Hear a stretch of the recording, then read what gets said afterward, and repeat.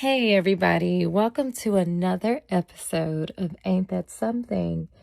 And tonight's episode, we are going to talk about those moments where we have made ourselves cringe because we have got so far ahead at speaking before actually thinking about how this is going to affect this person or the people that you love the most.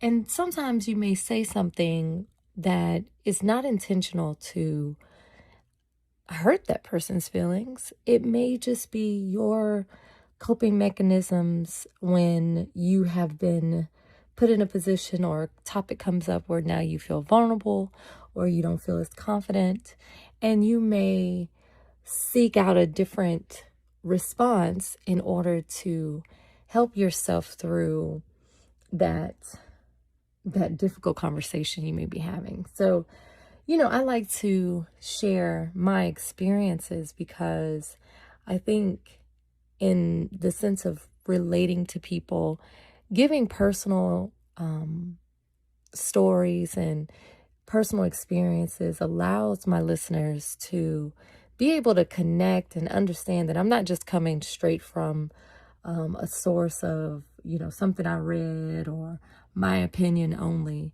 But these are real life experiences that I am going through in my journey of life. And I feel like sometimes these conversations are not talked about enough. And so having this platform to reach out to people to be able to give you a sense of understanding or a different perspective is always my goal. That's always what the goal of Ain't That Something is about. So let's get into it. I consider myself to be a pretty clever, charismatic, funny, witty girl, if you will.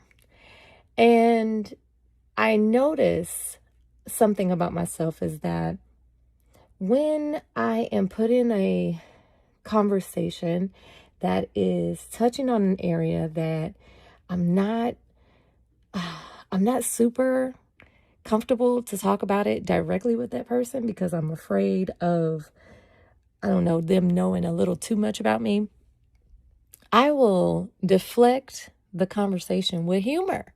Okay, I will say something witty or sassy to regain my sense of confidence because, they bringing up something that it's not that I'm super insecure about, but I may not want to talk to them about that at this moment because it's just that like unnerving feeling, or you don't really want that person to know how you feel about something. And, you don't want to come off too thirsty. Okay.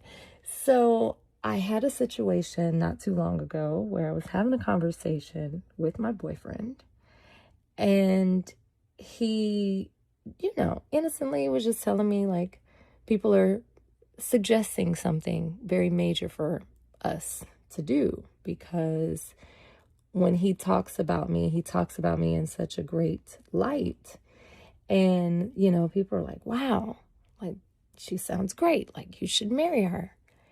And that, I don't know, it kind of makes me nervous because, of course, that's something that is really exciting to talk about and something that I would definitely consider. And I mean, my friends have said the same thing, like he's a great guy, like you should marry him. But when it comes to just kind of being on the spot, and we've talked about, let me just put that out there. We've talked about what we want to ultimately get to. But I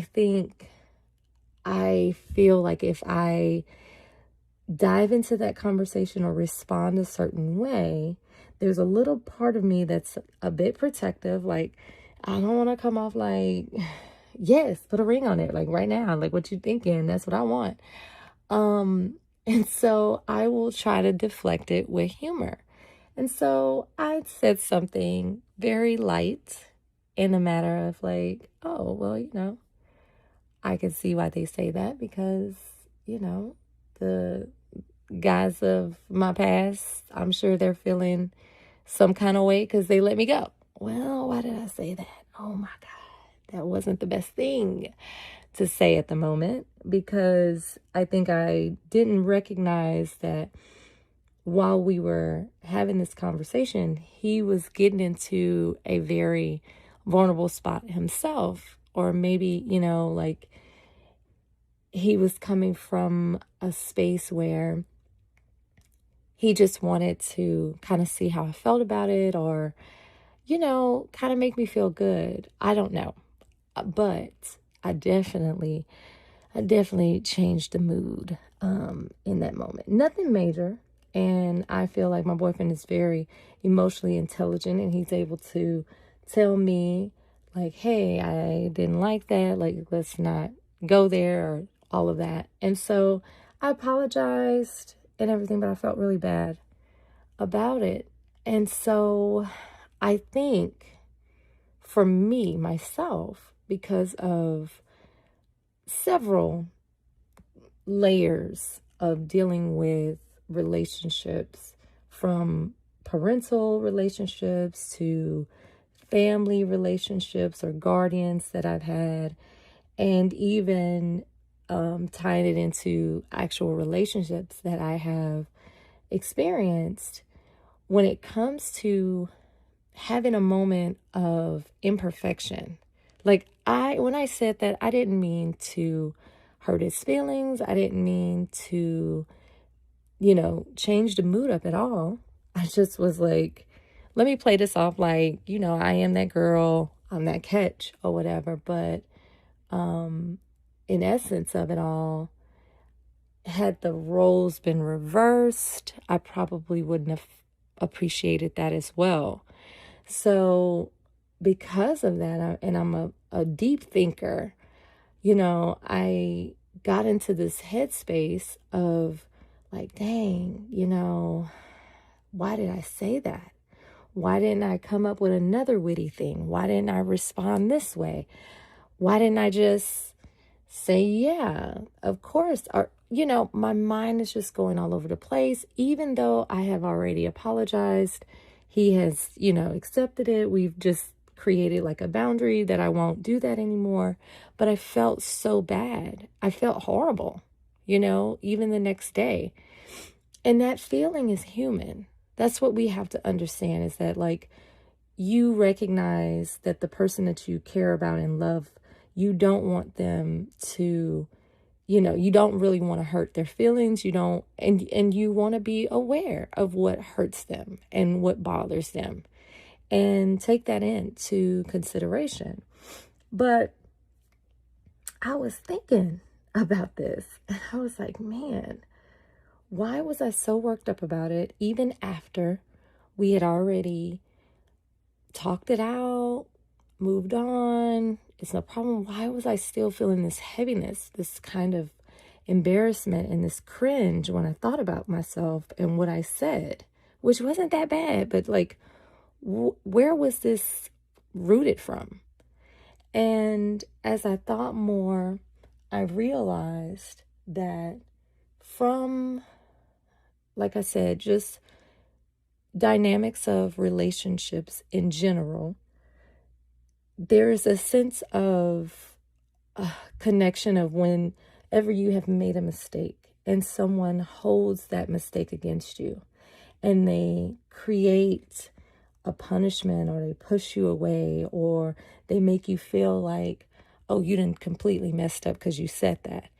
And I've been in that kind of I've been in those type of relationships. I've been in that type of setting, even as a child, where it's as if you make a mistake, or you do something that you didn't mean, and now it just feels like, oh my God, you have done the worst, and you have to regain that person's trust, and that it's like not a little mistake that can be just accepted, and that person is like, okay, I didn't like that.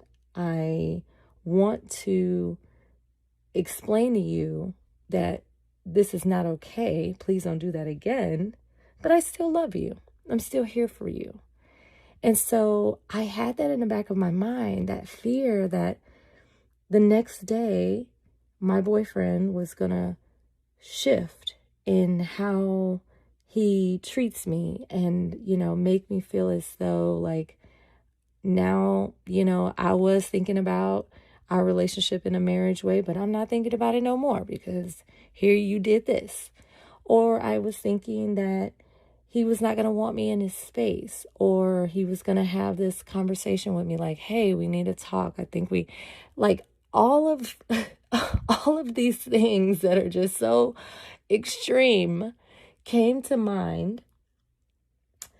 And the thing about your mind is that if you only believe what you're thinking, it could be detrimental to a relationship because you can have these thoughts and then automatically want to guard yourself and protect yourself. And then you're like, oh, well, shoot, let me pull back because maybe I messed up. I don't want to be the one that he's rejecting. So I'm going to reject him first, or I'm going to tell him we need space, or I'm going to start pulling away distant or change. And you have to resist that inner drive of making you feel like that's how you need to respond when you make a mistake. If you're in this situation, you have to give yourself grace, and you have to recognize when your partner is giving you grace. And so when you have a disagreement, or you make a mistake, or you say something that you didn't know was going to hurt their feelings, you don't want to become defensive. You don't want to, double down on what you say, meaning like I could have turned it all the way around and said, why are you being jealous? That ain't even a big deal. Like, why are you mad about that? I could have flipped it, but instead I listened and I recognized like, okay, I'm going to take accountability. That wasn't the best thing to say. I realized how it made you feel. I won't do that again. And so I think it's amazing that when you're in a relationship, you have a mistake, you talk it out, and then you go through this process. If you go through this process where you feel as though this person is now going to push you away, there's going to be distance, all of the things that's going to change the dynamic. And the next day, that's not what happens at all.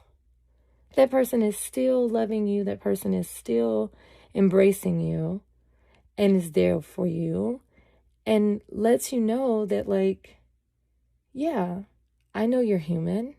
You made a mistake. Don't do it again. And we good. We're good. We don't have to like linger on it. That person doesn't have to hear you, continue to apologize for it or bring it back up or whatnot. And that's a beautiful thing. That is something that is missing in a lot of our conversations, when it comes to how to really, really grow in a relationship and what to truly value in a partner. Is that partner that you're with being unconditional in how they treat you? I think about how this relationship I'm in is so, it's just rewarding and safe because it reminds me of the things that I believe in as I was a mother, while being a mother and with my child, that if she made a mistake, I wasn't like, oh, you messed up, go to your room, and still hanging on to that for days. It's like, you messed up, let me show you how not to do that again. Or you said something, let me show you, how that bothered me or whatnot. And we continue. The love is still there. I'm not going to discard you. Now, true, that's your child. So with children and being parenting is slightly different. But when you're in a relationship and it gets to this level where you truly, truly value that person and you care about how they feel and what they say, it's going to align very much the same way that you would love your child or your parents or, anyone of that close nature. And so I think these discussions are important because if you're with someone and you have a fear that if you make a mistake, they're going to withdraw from you emotionally, or you can't connect with them, or you can't ever make a mistake, you feel like you got to walk on eggshells, or you feel like this person is going to be so upset with you that they want to break up with you over something so small, then that's not going to be anything that I would encourage you to remain in if that person is in that space, right? You can't fully grow in your relationship if you are always feeling like you made a mistake, you make this person upset, and now you have to regain their love back for you over something so small. It's not like you cheated on them. It's not like you stole anything. Just little small things that can, take that person to a level where it makes you feel as though you can't make a mistake. We're not perfect. No one is perfect. And I like to say that I saw a movie a couple years ago, and after I seen this movie, I was like, that is so true. It just changed, that perspective of that movie changed my entire view on when you're in a relationship and what in that relationship matters to you about the person you're with. No one is going to be perfect. I have some very close friends, and one, her husband is not that great at getting birthday celebrations together. He means well, but he just doesn't have that natural niche of, taking it to the top and making her feel like, he really, really thought through. He just doesn't have it, and that's okay. And I wind up telling her, I'm like, listen, he does all these other things. You have to look at the characteristics that make you love that person. And what are those main strong factors about that person that draws you to them, that keeps you there, that keeps you loving them? And the things that are their flaws, or the areas that they're not the strongest in, that's where you remind yourself that, hey, they're not perfect. They have all of these boxes checked. If they had every single box checked of what you wanted, and they were perfect, and they're a man, they're going to be gay, period. Okay? I know some very extraordinary gay men, and they are phenomenal in their relationships. Okay? But they're gay.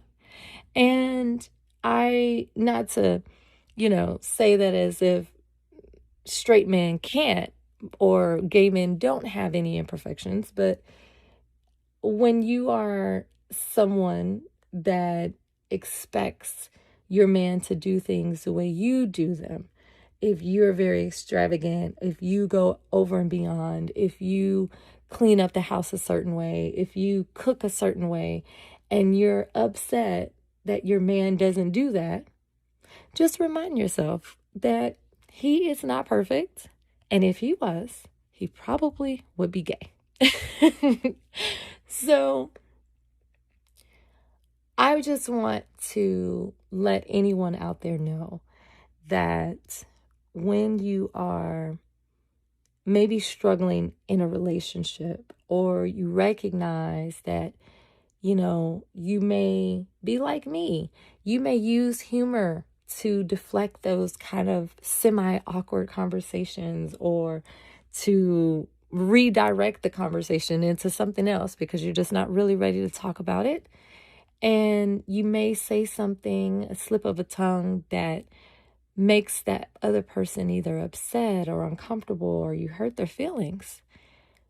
Know that you can always apologize. You can always take accountability and let them know that you won't do that again. You respect their space, but don't get into the head space that now that you made this mistake, this person is going to hold this over you forever.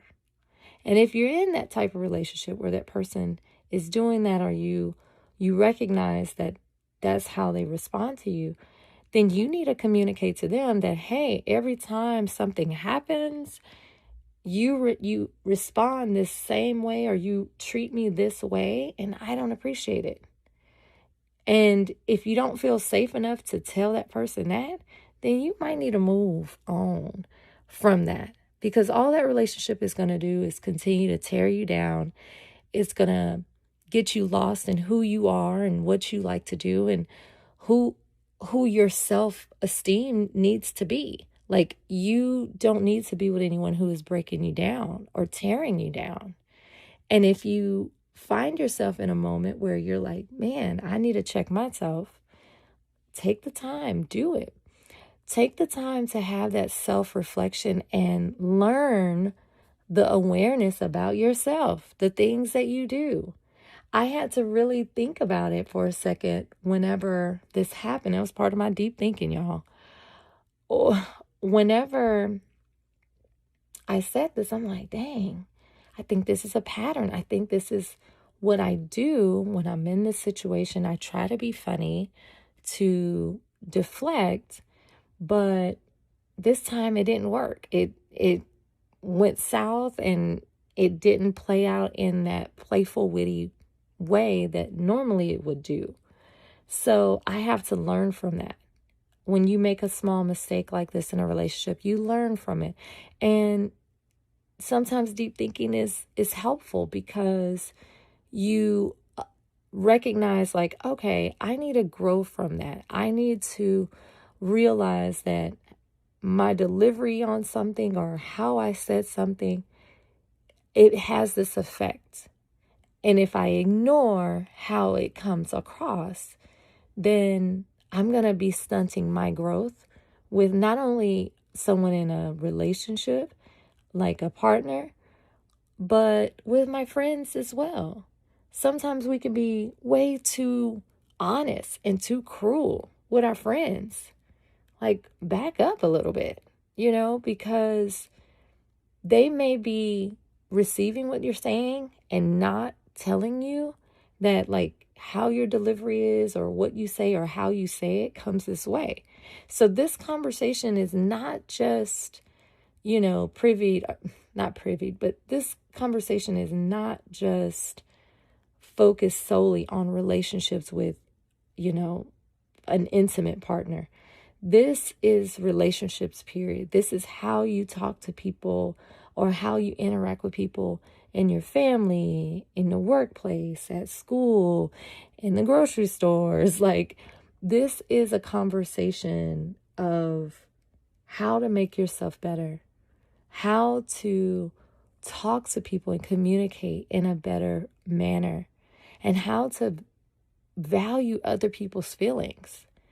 If you don't want anyone to say anything harsh and too direct and unfiltered to you, then why are you doing that to them? Why are you not thinking about how this is going to sound before you say it? Like, slow down a bit, right? Reflect a little bit.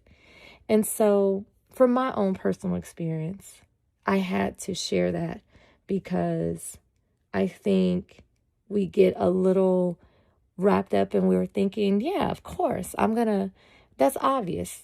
I wouldn't say this, but you never know what conversation you may be in, and something may come out. You may not realize it's going to hurt that person's feelings. And it doesn't mean that it's the end of the world. And it doesn't mean that, you can't recover from it. But when you have that feeling, when you have that space of thinking, and like, okay, that's your growth. And with that, guys, I hope that you're able to recognize this and understand that you are lovable. You are, a person who can demonstrate love and receive love. And not be perfect. Okay? It's not the end of the world if you're not perfect, right? But we're still a work in progress. That's what or under construction. That's OG to last year's conversations. We're all under construction.